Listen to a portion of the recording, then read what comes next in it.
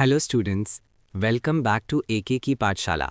आज हम शुरू कर रहे हैं क्लास 10 साइंस का चैप्टर 7 कंट्रोल एंड कोऑर्डिनेशन, नियंत्रण एवं समन्वय। चैप्टर शुरू करने से पहले जिसने चैप्टर 1, 2 और 6 नहीं देखा है वो उसको देख ले। मैंने उसका लिंक डिस्क्रिप्शन बॉक्स में डाल रखा है। और अगर आप चैनल पे नए हैं तो चैनल को सब्सक्राइब और बेल आइकन को प्रेस कर ले ताकि हमारी वीडियो आप तक पहुंच सके। और वीडियो अंत तक ज़रूर देखना, लास्ट में कुछ क्वेश्चन पूछे जाएंगे।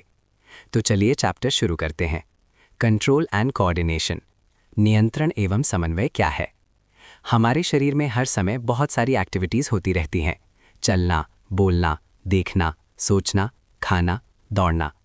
इन सभी एक्टिविटीज़ को सही तरीके से चलाने के लिए शरीर में एक सिस्टम होता है जिसे कहते हैं कंट्रोल एंड कोऑर्डिनेशन। कंट्रोल शरीर की सभी क्रियाओं को नियंत्रित करना, कोऑर्डिनेशन सभी अंगों के बीच तालमेल बनाना। सिंपल लाइन में, नियंत्रण एवं समन्वय वह प्रक्रिया है जिससे शरीर के सभी अंग मिलकर सही तरीके से काम करते हैं। जीवन में इसका महत्व, सजीवों में केवल वृद्धि ही नहीं होती बल्कि वे एनवायरनमेंट के चेंज पर प्रतिक्रिया भी देते हैं। एग्जाम्पल, बिल्ली का दौड़ना, बच्चे का झूला झूलना, पौधे का प्रकाश की ओर झुकना। इन सभी क्रियाओं के पीछे कंट्रोल और कोऑर्डिनेशन काम करता है। आज हम पढ़ेंगे क्लास 10th साइंस का सबसे इम्पॉर्टेंट टॉपिक, न्यूरॉन, तंत्रिका कोशिका। ये टॉपिक एग्जाम में 3 से 5 मार्क्स में जरूर आता है। न्यूरॉन क्या है? न्यूरॉन तंत्रिका तंत्र, नर्वस सिस्टम की बेसिक स्ट्रक्चरल और फंक्शनल यूनिट है। ये बॉडी में संदेश, मैसेज को एक स्थान से दूसरे स्थान तक पहुंचाता है।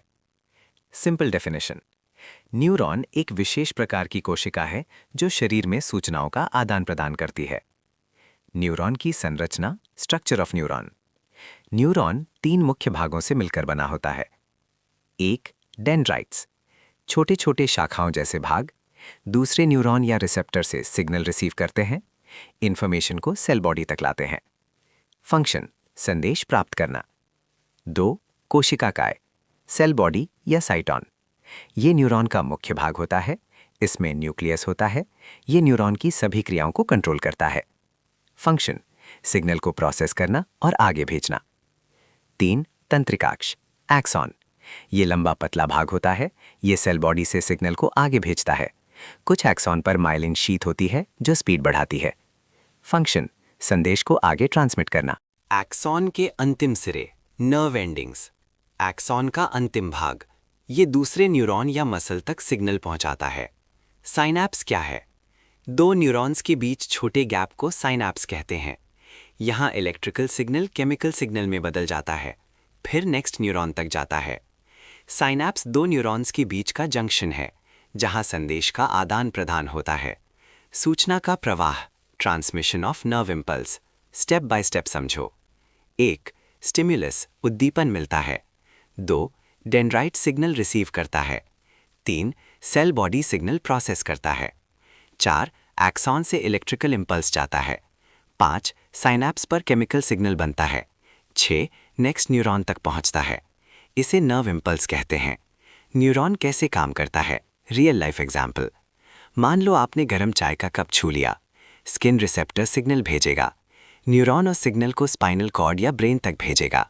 ब्रेन तुरंत आदेश देगा, हाथ पीछे हट जाएगा।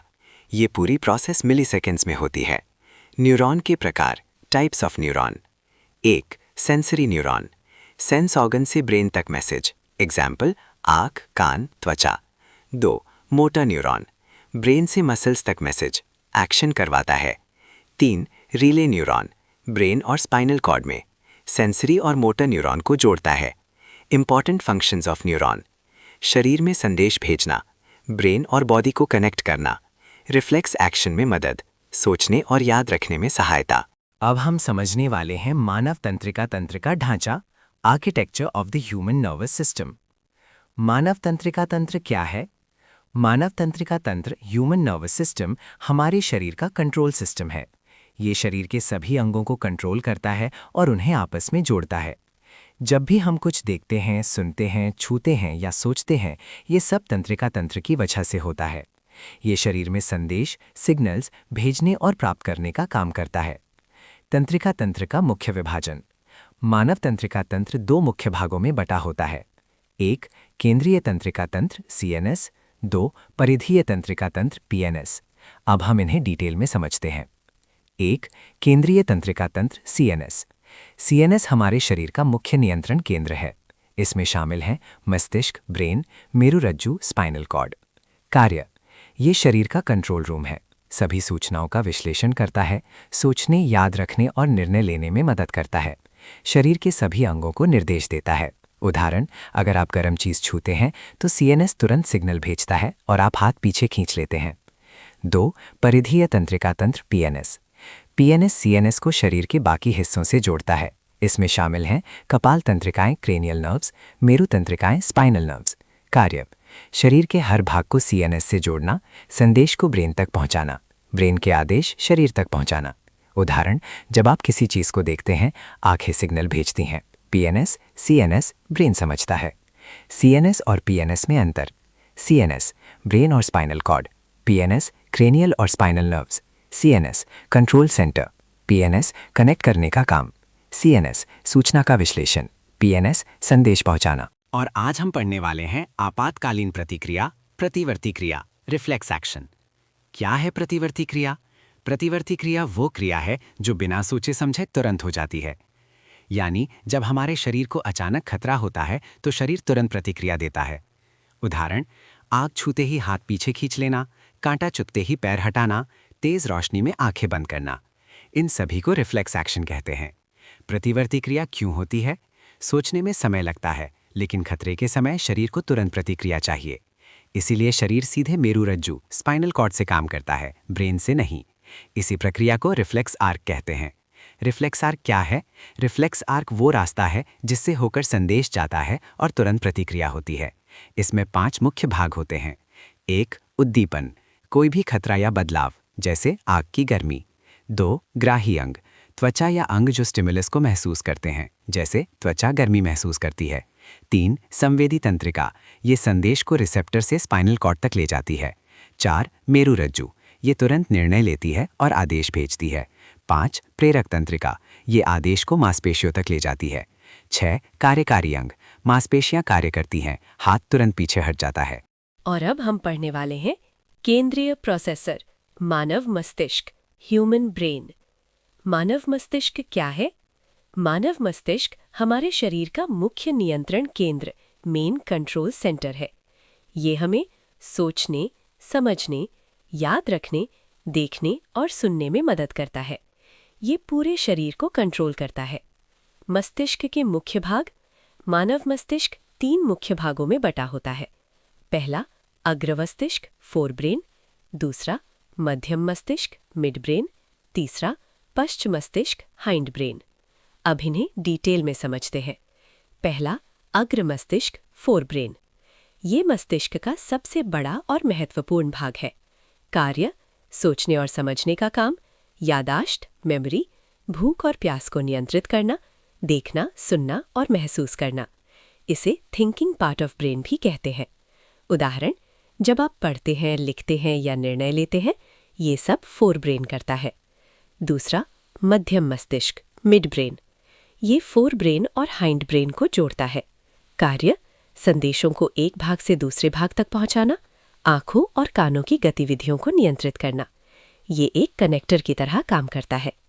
तीसरा पश्च मस्तिष्क, हाइंड ब्रेन। ये शरीर की अनैच्छिक क्रियाओं को नियंत्रित करता है। कार्य, सांस लेना, दिल की धड़कन, संतुलन बनाए रखना, चलना फिरना। इसे इनवॉलंटरी एक्शंस का केंद्र कहते हैं। अब हमारा अगला टॉपिक है हिंद ब्रेन फंक्शंस, नियंत्रण एवं संतुलन। हिंद ब्रेन क्या है? हिंद ब्रेन यानी पश्चिम मस्तिष्क, मस्तिष्क का वो भाग है जो हमारे शरीर की संतुलन, अनैच्छिक क्रियाएं, शरीर की बेसिक एक्टिविटीज को नियंत्रित करता है।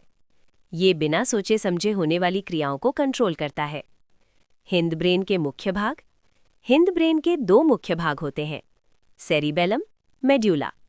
अब इन्हें डिटेल में समझते हैं। 1 सेरिबेलम, इसे संतुलन का केंद्र कहा जाता है। कार्य, शरीर का संतुलन बनाए रखना, चलना फिरना नियंत्रित करना, ऐच्छिक क्रियाओं की सटीकता, हाथ पैर का सही कोऑर्डिनेशन। उदाहरण, सीधी रेखा में चलना, साइकिल चलाना, पेन उठाना, खेलना। इन सब में सेरिबेलम काम करता है। अगर सेरिबेलम सही काम ना करे तो व्यक्ति संतुलन नहीं बना पाता। 2. मेड्यूला।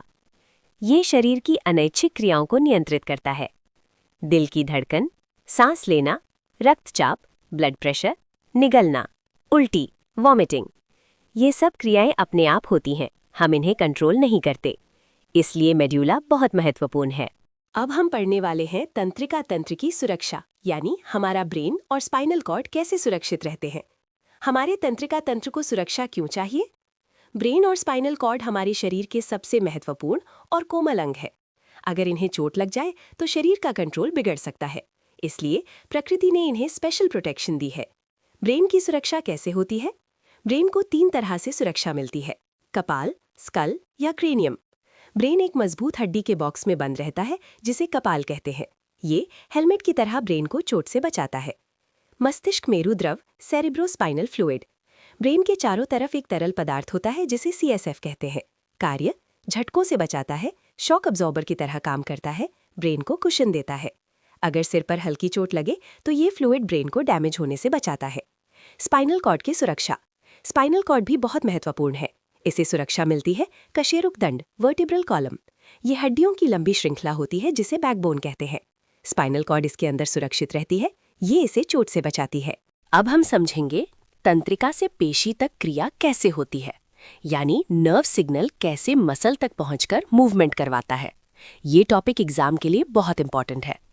जब हम कोई काम करते हैं तो क्या होता है? जब हम हाथ उठाते हैं, चलते हैं या लिखते हैं तो ब्रेन और मसल्स मिलकर काम करते हैं। ब्रेन सिग्नल भेजता है, नर्व्स, मसल्स, मूवमेंट। इसी प्रक्रिया को कहते हैं mechanism from nerve to muscle. पूरी प्रक्रिया के 3 मुख्य चरण। इस प्रक्रिया को 3 स्टेप्स में समझते हैं: संकेत आगमन, प्रोटीन परिवर्तन, संकुचन। स्टेप 1, संकेत आगमन, केमिकल सिग्नल। जब ब्रेन आदेश देता है तो तंत्रिका यानी नर्व एक विद्युत संकेत भेजती है। ये सिग्नल मसल तक पहुंचकर केमिकल सिग्नल में बदल जाता है। इसे न्यूरोट्रांसमीटर कहते हैं। ये सिग्नल मसल को काम शुरू करने का आदेश देता है। स्टेप 2, प्रोटीन परिवर्तन, प्रोटीन चेंज। मसल सेल्स में विशेष प्रोटीन होते हैं, एक्टिन, मायोसिन। जब सिग्नल मिलता है तो ये प्रोटीन अपनी आकृति बदलते हैं। मायोसिन हेड्स एक्टिन को पकड़ते हैं और खींचते हैं। यही मूवमेंट की शुरुआत है। स्टेप 3, संकुचन, कंट्रैक्शन। जब प्रोटीन खींचते हैं तो मसल छोटी हो जाती है। इसे मसल कंट्रैक्शन कहते हैं। इससे शरीर में मूवमेंट होता है।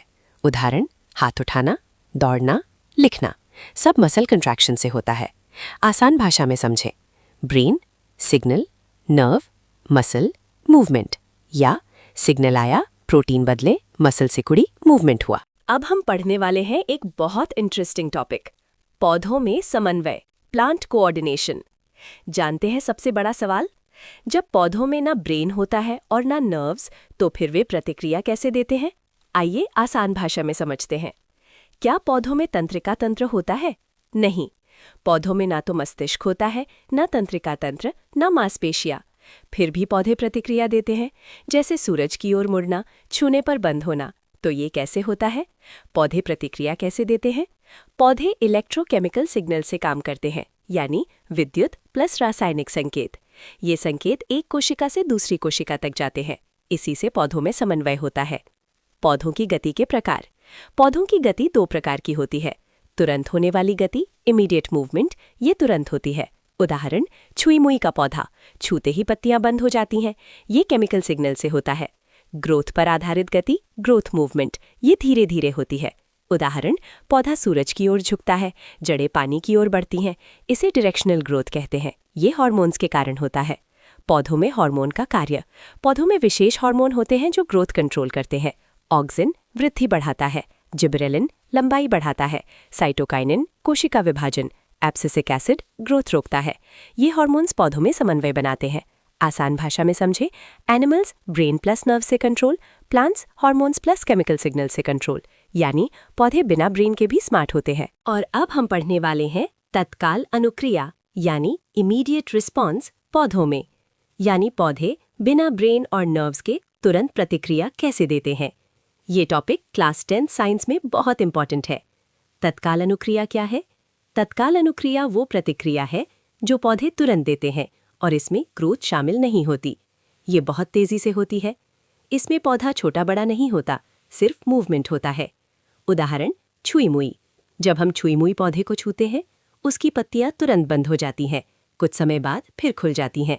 इसे ही इमीडिएट रिस्पॉन्स कहते हैं। ये प्रक्रिया कैसे होती है?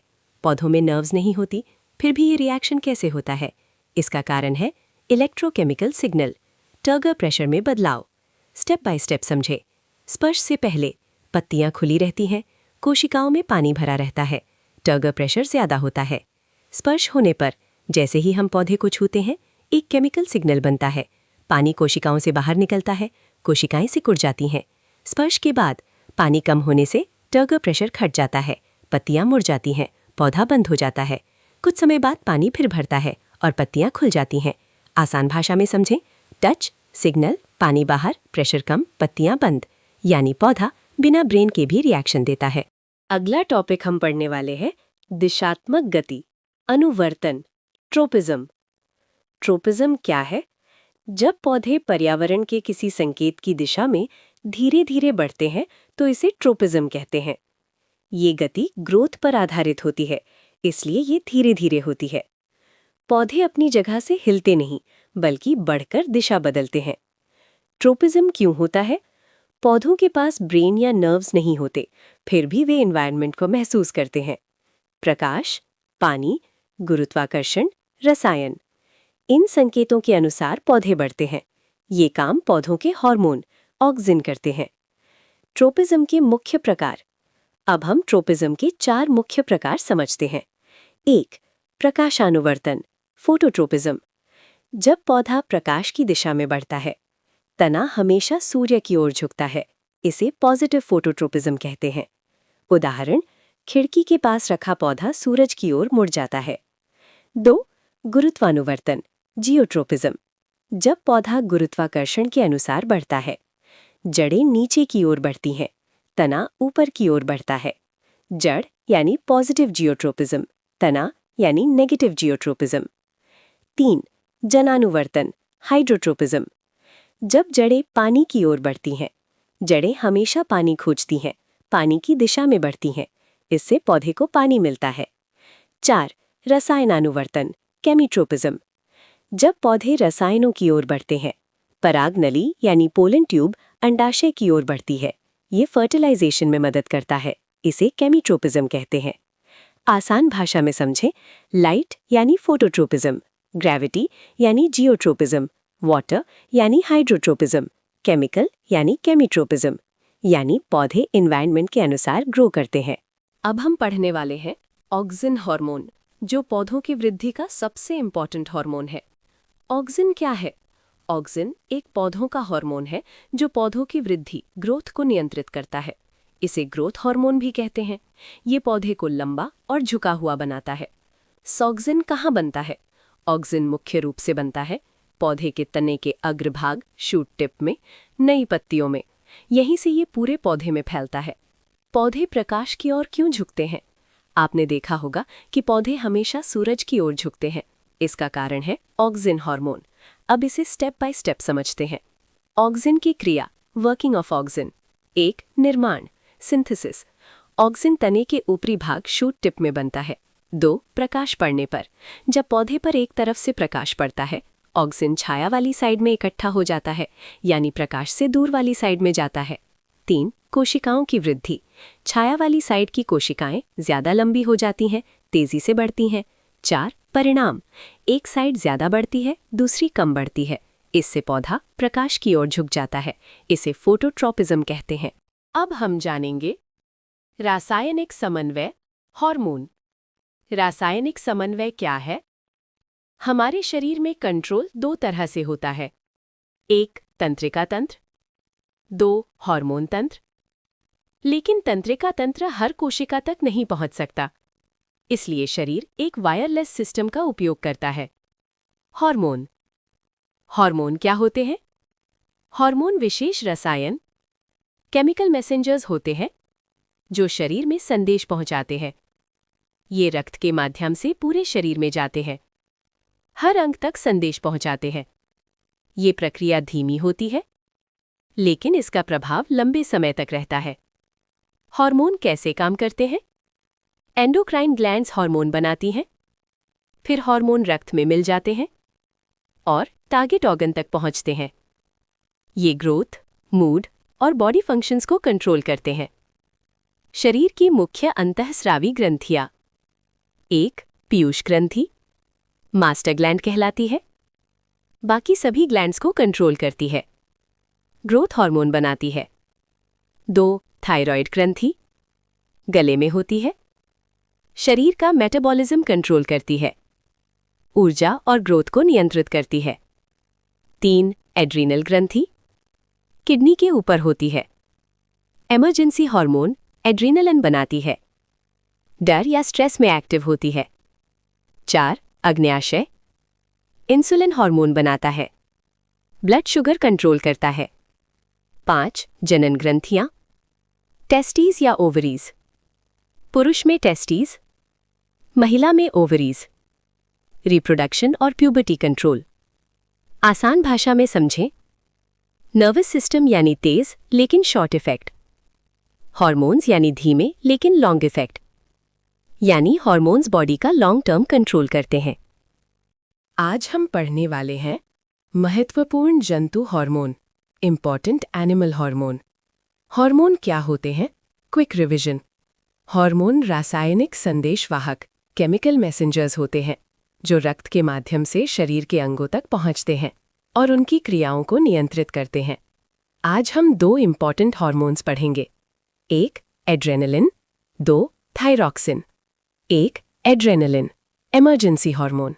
इसे इमरजेंसी हार्मोन या फाइट और फ्लाइट हार्मोन कहते हैं। कहाँ बनता है? अधिवृक्क ग्रंथि, एड्रेनल ग्लैंड में। कब निकलता है? जब हम डरते हैं, घबराते हैं या स्ट्रेस में होते हैं। कार्य: दिल की धड़कन तेज करता है, रक्तचाप बढ़ाता है, सांस तेज करता है, शरीर को भागने या लड़ने के लिए तैयार करता है, मांसपेशियों को ज्यादा ऑक्सीजन देता है।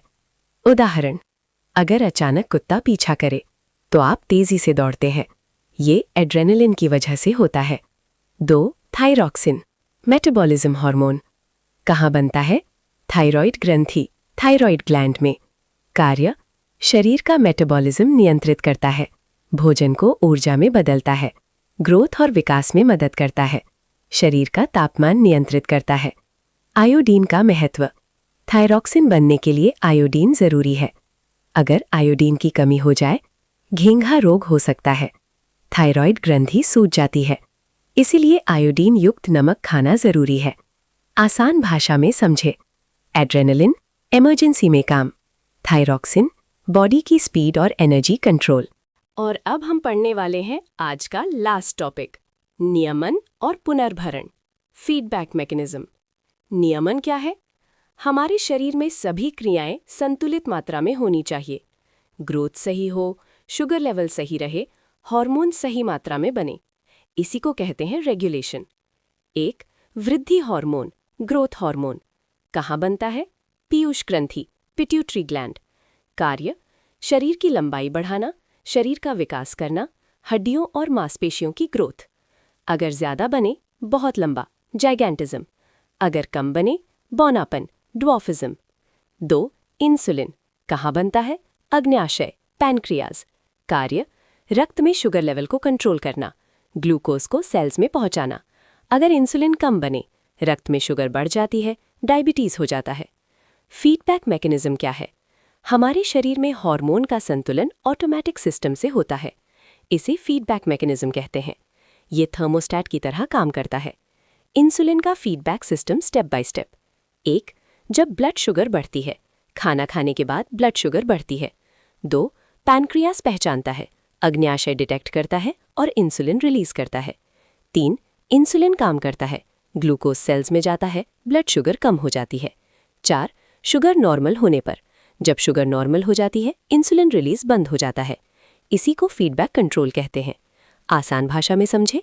Sugar up, insulin release, sugar down, insulin stop, यानी शरीर खुद बैलेंस बनाता है। तो ये था आपका क्लास 10 साइंस का चैप्टर नियंत्रण एवं समन्वय। कंट्रोल एंड कोऑर्डिनेशन, जो अभी हमने विस्तार से पढ़ा है। अब चलिए करते हैं इंपॉर्टेंट क्वेश्चंस की प्रैक्टिस, जिनका जवाब आपको कमेंट बॉक्स में देना है। पहला क्वेश्चन, न्यूरॉन कैसे काम करता है? दूसरा क्वेश्चन, न्यूरॉन के प्रकार बताइए। तीसरा क्वेश्चन, पीएनएस और सीएनएस में 2 अंतर बताइए। अगर आपने ये चैप्टर ध्यान से पढ़ा है तो इन तीनों सवालों के जवाब ज़रूर कमेंट करें। और अगर आपको हमारी वीडियो अच्छी लगी हो तो हमारे चैनल एके की पाठशाला को ज़रूर सब्सक्राइब करें। वीडियो को ज़्यादा से ज़्यादा शेयर करें ताकि हम आपके लिए ऐसे ही पढ़ाई से जुड़े वीडियो लाते रहें। धन्यवाद।